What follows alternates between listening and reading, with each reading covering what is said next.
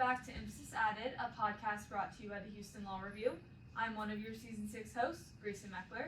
And I'm your other Season 6 host, Jeffrey Okolo. If you're watching this on YouTube, you will notice in a couple of seconds that there's some changes. This is the last episode of Season 6, and we would like to introduce you to the Season 7 hosts, Tammy Bancole and Tiari Vincent. They're both very, very wonderful people, bright, brilliant, as well as excited to take on the role. And we have faith in them that they will take this podcast to new heights. It has been such a pleasure and the opportunity of a lifetime to be the host of Emphasis Added for this last season, and we're so excited to see what's to come. Grayson and Jeffrey, signing off. Hey, my name is Tammy Bancole, and I'm a 2L at the University of Houston Law Center, and I'm a Board 63 member of the Houston Law Review. Hi everyone, I'm Tiari Vincent, and I'm also a 2L at the University of Houston Law Center, and a member of Board 63. And Tammy and I are so excited to take over Emphasis Added for Season 7. Today, we have the honor of speaking with two University of Houston Law Center students, Amy Abbott and Jake McCreeless. Amy and Jake are both 2Ls at the University of Houston Law Center, and they each had a prior career before deciding to leave that career and go to law school. Amy spent 20 years in the military, and Jake worked in oil and gas for over 15 years. Thank you both for joining us today. Thanks for having us. Happy to be here. Great. We always like to begin our show by discussing our guest background and allowing the audience to be better acquainted with who will be speaking with us today. So, can you both share about your previous career and what your role looked like today, day to day? You or me, bud? Go for it. All right. So, like you said, I served in the military. I started in the Army, and then I was a non-commissioned officer, and I switched to the Air Force. And I retired after 23 years as an officer in the Air Force. I had to come to law school. What my day-to-day looked like, it changed every single day. So whether I was working with a female engagement team in Afghanistan or if I was doing combat camera duties here in the States, it just constantly on the go, constantly changing. So that kind of summarizes my last couple decades. Mine's a little different. I went to Texas A&M and kind of gravitated towards the sciences, so I was kind of that nerdy guy that really liked chemistry and biology. I ended up getting a master's in biotech.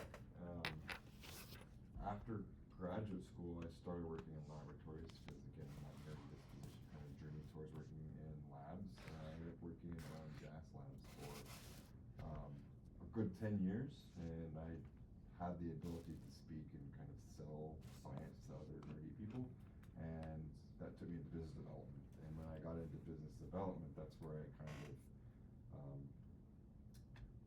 hooked up with the lawyers and kind of got the idea of law.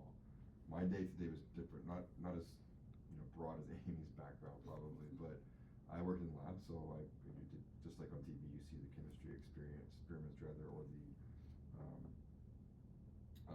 biology experiments, and then for working in business development, it was a lot of traveling, so a lot of going and seeing customers and doing presentations and writing proposals to convince them to come buy my stuff. Very interesting. So you guys have two really different careers, so we're so excited to learn more about each of them. So I guess our next question will be, what initially drew you to that career path, and then what made you decide it was time for a change, and what led you to law school? Okay. So for me, the military was never going to be a career. It was going to be a way to pay for college because I didn't have the money to do that growing up. And so I joined and I did 5 years and I went and, got my undergrad degree, but I ended up falling in love with the mission and the people and the travel, and I felt that I was really doing something, on a macro level, on a global scale that I would have never had the opportunity to do. So I stayed in, I got my master's degree, traveled the world, but then you kind of know, like we have this joke in the military, like when it's time, and it takes a toll on you, and so I knew, but the problem was, as I was getting out, I didn't feel that there was anything that filled my cup per se. Like I had a great resume, and there were different areas I could have gone into for work, but it just didn't give me this sense of purpose. And when I started looking around at like nonprofits and who was making a difference in their community, they were all run by attorneys. And I was like, okay, there's something to that. And so I said, okay, I'm gonna go to law school. And then it felt right. Like at that moment, I knew this was the direction I want to go. This is what I want to do. Still have no clue like where this is going, but I'm having a blast. So that's what got me here. Cool. I was drawn to oil and gas because of the technology and the science. So for me, it was getting to go to work every day and employing these different technologies, whatever they may be, whether in the laboratory or in the field. And I really enjoyed that. And then moving into the business development side was a lot of fun, but it kind of drew me away from the technical side. I wasn't really in the day-to-day of the lab or in the field, and I missed that. And I tried to pivot back into it while I was still in the career, or during my career, and it just wasn't happening. And I was still working with the attorneys, and I was like, there's this connection with patent law that was really intriguing to me. So around 2015, 2016, I started thinking about it and talking to different attorneys and seeing what it was like to, some of my colleagues had gone to law school after working in the industry for a long time and got their advice. And it took me a good 8 years to decide to pull the trigger, but I did. And that's the reason why, is because I wanted to reconnect that technology, but through the legal side of the business rather than the actual technical side. Very cool. We think it's so impressive that you guys had such fulfilling careers before and then decided to pivot and start completely over as when I was in law school. So, as you know, Emphasis Added is a law school podcast, so we want to dive into the heart of our conversation and being your transition into law school and your experience. So, I guess what were some of the biggest challenges that you faced in starting over and being a full-time student again after years? So I don't know that there were really challenges. I'm having a blast. So, and I come into it with a little different background. So for me, this was so great to retire after a career, within the service with lots of deployments, a high tempo, a lot going on, and then to be able to just be a student. Like I have been loving every minute of this. And they're like, hey, this test is hard. I'm like, hey, getting shot at's hard. This is cool. So, no, but the reality of it is, I've really enjoyed it. Obviously, it's different, being older and finding those study habits again. That's probably the biggest challenge. And we talked a little about this earlier, like being able to memorize things at my age is a little different. But I think law school's been an absolute blast. So it's my take. No, I'm right there with you. I think transitioning from that, the day-to-day work and coming and being a student again has been really, really interesting and a lot of fun. The studying, getting back into the studying, you thought you'd left that behind 15 years ago, and now suddenly I'm back to memorizing or trying to memorize all this stuff for class has been a challenge. But I actually think it's more fulfilling. The reason I say that is because when I was working and you're doing the same thing every day, presenting to different people, but it gets a bit monotonous, and law school is not monotonous. That's one thing that's definite, and I imagine the field and the practice is I'm hopeful it's going to be like that too. But that's been a transition. Can I add a challenge?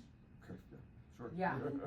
When they're all like, I stayed up till 2 a.m. studying. Yeah. And I'm like, oh, honey, I haven't stayed up till 2 a.m. since, I was stationed in Germany at the discotheque in my early 20s. Fact, you said discotheque, give your age away. Exactly. So yeah, no, that's been a challenge. Like I'm in bed, so I may not have that stamina that I did in undergrad to be up all night studying. But It's so good hearing your perspective. You know, we were all in the same Yeah. section in the Yeah. same class, and you both were just a joy to be in class with. Amy, I think it was so funny. We would all be kind of in the trenches, and then Amy's just joking. Yeah. And like no one else thinks it's funny, but now we see. Yeah, it's great to see that you guys have overcome the challenges you faced one all year, and you're enjoying your law school journey. That's so inspiring.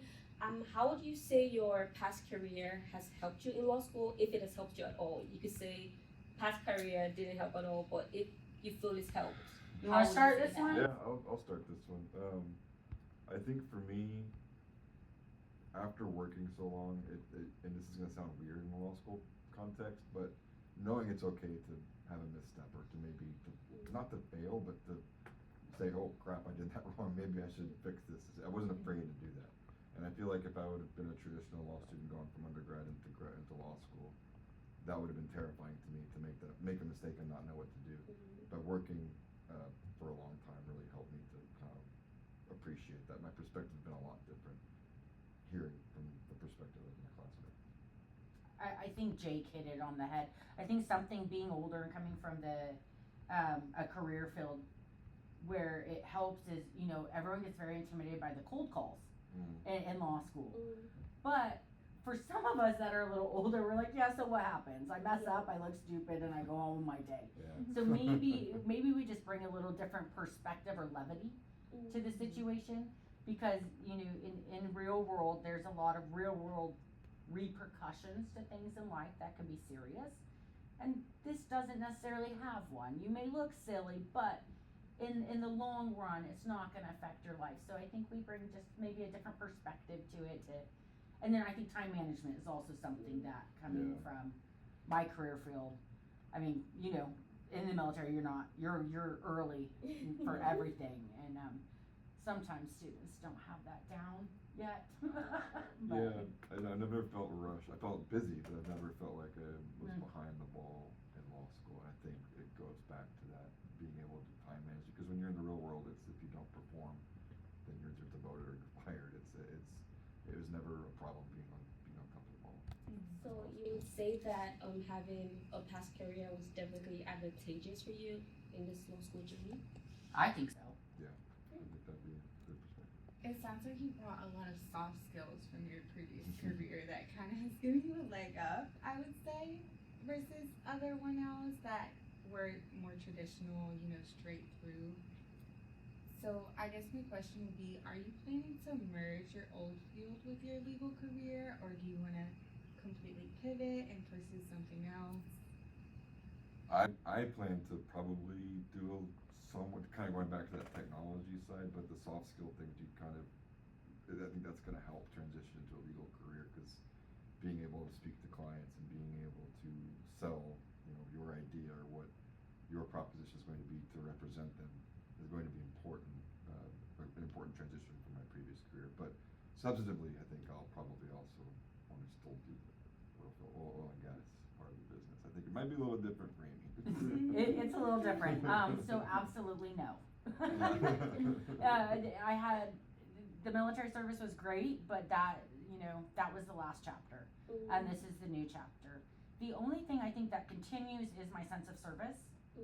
But rather than doing it, like I said earlier, on a macro scale, on a global scale, I want to do it on a micro scale. I want to take what I learn in law to impact my community. And the things I've been able to do here, like work with, during the legislative session for an internship, or work with Texas Civil Rights Project, all of that is just about how I can bring law into my community. So I think it's a complete 180 from what I had previously done. Interesting. Jake, it seems like you're in the perfect place in Houston to do some more of that That's oil right. and gas stuff. And Amy, I think you're doing such good work. We can see your internships and things that you've done. We think it's so cool that you just completely started over and you're able to pursue more passions instead of Passion's the word, yes. other motivators. Yeah, so I think we could all agree that changing from one career to another career can be challenging. Like, the thought of that could be daunting to anyone. So what advice do you give to someone who is thinking about leaving a stable career and taking a pivot and coming to law school? I'm a deliberate person, and I think a deliberate approach is pretty critical. Because if I wouldn't have enjoyed this and wouldn't have loved this, then it would have been a pretty big mistake, right? I mean, you're building a career, you're leaving and not doing it part time. You go back full time, you are leaving your career and you're starting over, and that is a very scary prospect. So it's something you should really, really make sure that you want to do. I was still scared doing it after 8 years of thinking about it and then doing it, but after the first semester, I was like, oh, this is the right decision. So I think if you take a deliberate approach, it'll work out well. Yeah, no, he hit it, right on the head. It can be daunting. I'm lucky that in my transition time, I did retire from one, so it was a clean break to start another. But it's still challenging starting, you build a career of decades where you are subject matter expert, you know what you're doing, you're good at it. And then you go back to the basics and you start at the bottom where you know nothing. So that can definitely be daunting, but I think, like you said, if you're deliberate about it and if you have a game plan, I think it's completely doable, realistic to do, and you've got to be willing to take that risk. But I think everybody's got to balance it too, like what works for their family or their situation, and how much risk that they can take on. I think there will definitely be a leap of faith of something. It's just a matter of how high that leap's going to be. Yeah. I think I agree. It's an absolutely daunting task. I applaud you both for doing that. Did anybody try to talk you out of going to law school? Nobody tried to talk me out of it, but I would tell people, they're like, oh, okay, good luck to you. And I'm like, thank you, I appreciate that. But no, nobody actually tried to talk me out of it. I mean, I have a partner that I talked to pretty extensively, and it was a decision we made together. And so I'm very fortunate to have somebody behind me that's willing to support me. But no, nobody outright tried to talk me out. My parents were like, great, go do it, right?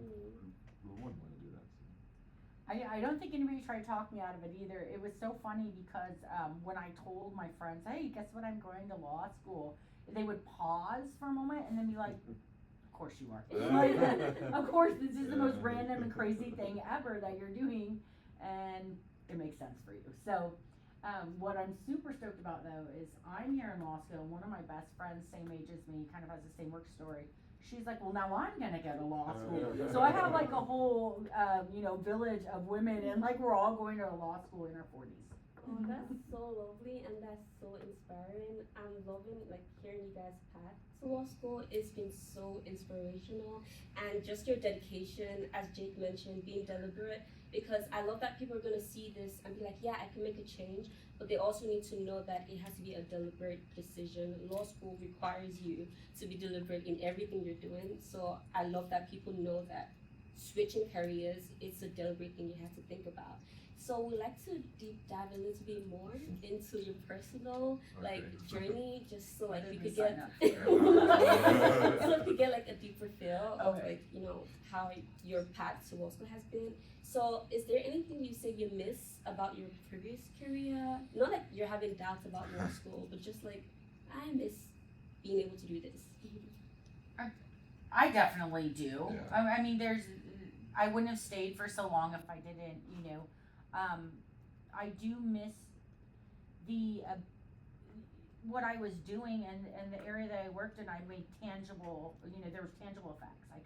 I could see what I was doing in other cultures and other nations, and what it was doing to help. And so being in school, you've taken that away for the time being. I'm in an academic setting. And so I miss being out there and being in the community and being out with the people and, being out with my team and getting my hands dirty. So that's definitely, but I'll be back there after school. So, This is a pause.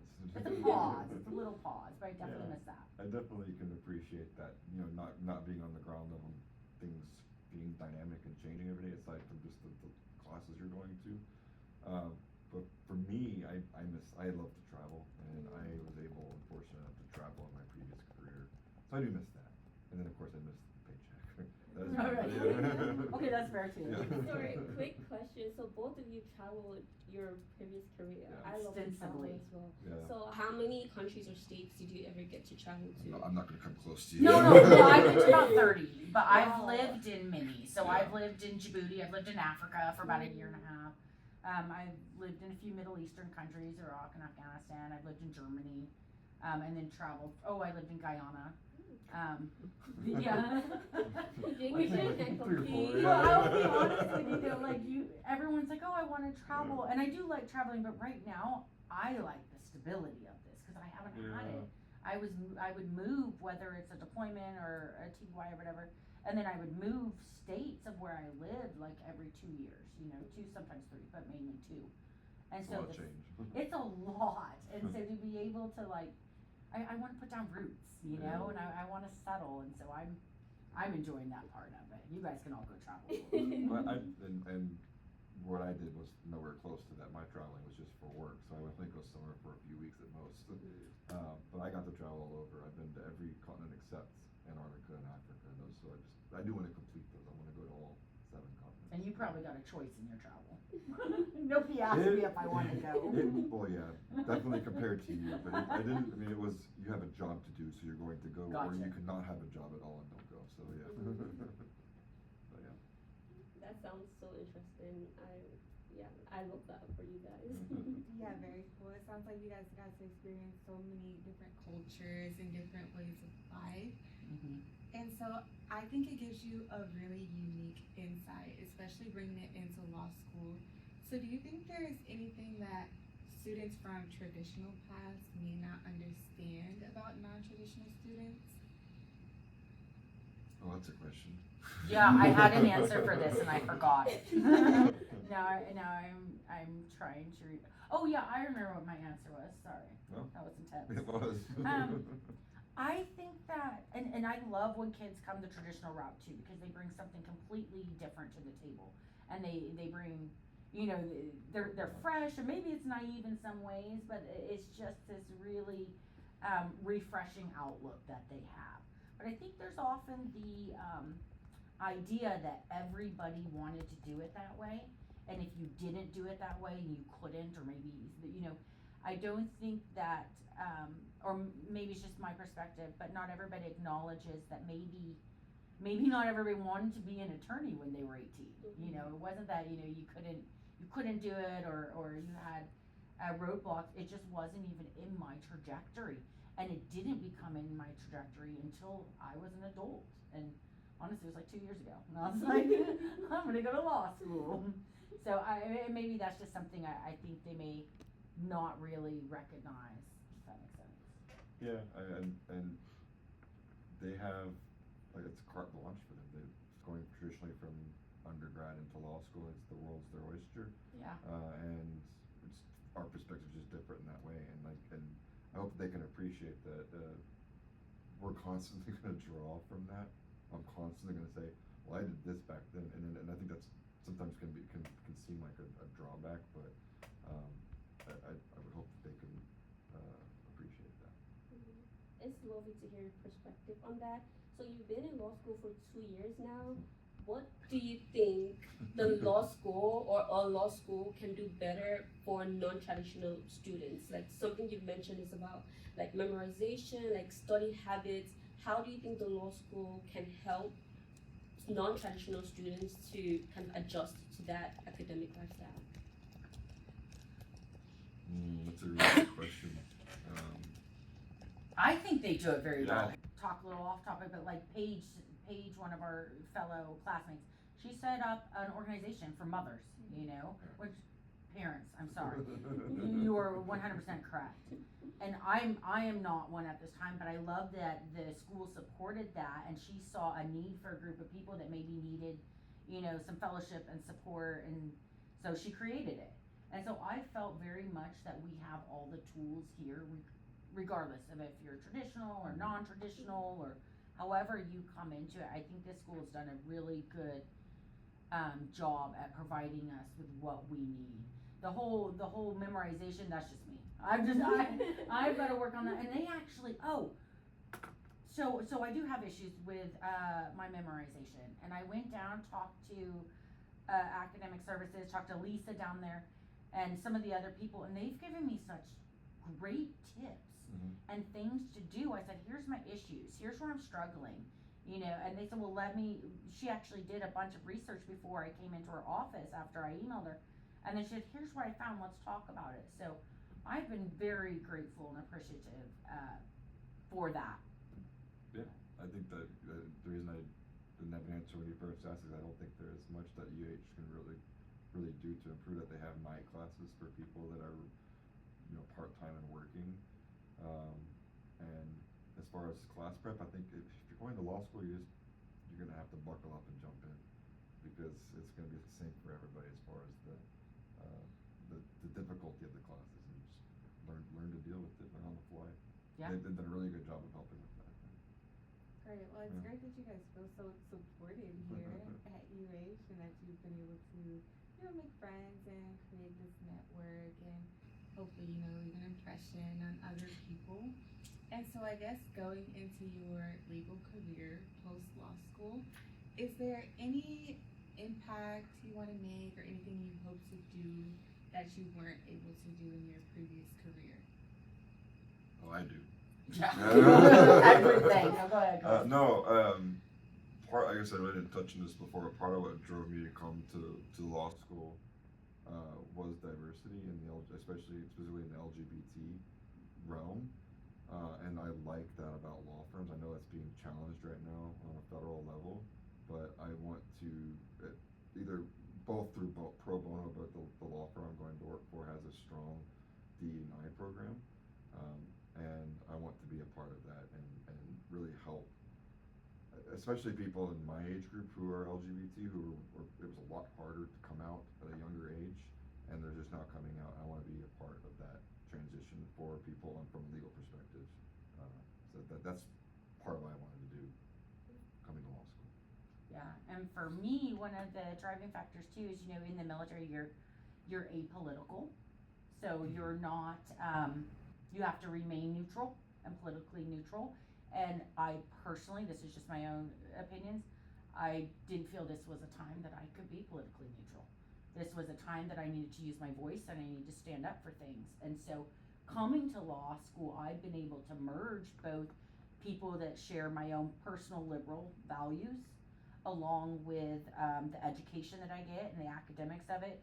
And I've been able to find different classes and clinics and externships that let me include my voice in what I did, which was something that, you know, you can't do for obvious reasons when you're serving in the military. But now I can do that, and I'm loving it. Now that I've found my voice, you guys can't shut me up. I'm so excited about this. I know. Hush, Jake. Perfect. May amount of experience. Yeah, we're so excited to see what you guys do after graduation. We're so excited that you're in law school because we love having you as a classmate. We're so excited to see what you're going to do as your law career. So thank you guys so much for joining us on this episode of Emphasis Added. Before we close out, is there any advice you want to give to the audience, maybe as a second career law student or like law school in general? I think I've given enough advice, but what I would like to say is, Quite enough. yeah. No, I actually just want to thank both of you ladies for having us on here. Having you two in class with us, you two have blown me away with how impressive you both are. Like, you guys literally, you set the bar, and it's pretty high. But no, I'm just beyond enamored by you guys. You guys are amazing. And I'm so happy that you guys are taking this on, and we'll be rooting for you. Yeah, I thank you guys for having us. We really do appreciate it. I'll just echo what Amy said about your contributions to our class. And as far as advice for anybody considering leaving, you get to have some pretty cool experience going to law school and meeting people like you. Highly recommend, if you're on the fence, just go ahead and jump on the side of law school. And highly recommend the University of Houston Law Center. Yeah, for sure.